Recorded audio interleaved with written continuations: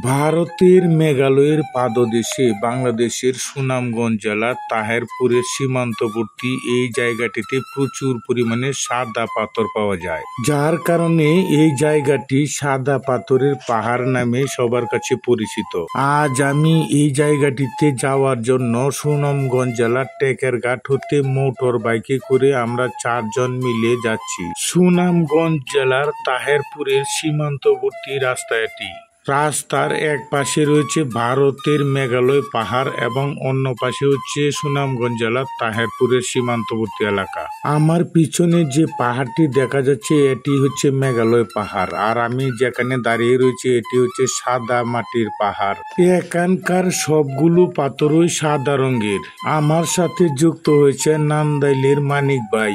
দুজনে মিলে 2টি করে 4টি পাথর হাতে নিলাম। এখানকার পাথরগুলো চুনের মতো সাদা রঙের। বাংলাদেশের যে কয়েকটি পর্যটন কেন্দ্র রয়েছে তার মধ্যে অন্যতম হচ্ছে সুনামগঞ্জ জেলার তাহেরপুর উপজেলা, কারণ তাহেরপুর উপজেলায় রয়েছে 5-6টি দর্শনীয় স্থান, সব কটি সরকার স্বীকৃত পর্যটন কেন্দ্র। আমাদের বাংলাদেশের ভিতরে কি পরিমাণে যে সৌন্দর্যমণ্ডিত এবং দর্শনীয় স্থান রয়েছে, আপনি যদি না ঘুরে থাকেন তাহলে অনুমানই করতে পারবেন না।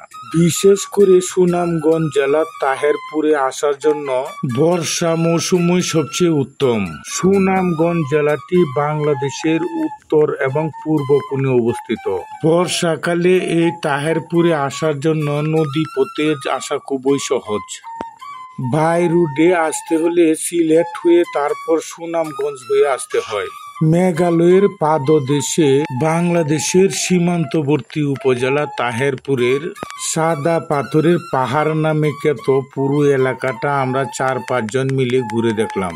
প্রিয় ভিউয়ার্স, আপনারা সম্পূর্ণ ভিডিওটুকু দেখুন এবং ভিডিওটি ভালো লাগলে অবশ্যই একটি সুন্দর কমেন্ট করবেন এবং ভিডিওটি শেয়ার করে দিবেন। ধন্যবাদ সবাইকে।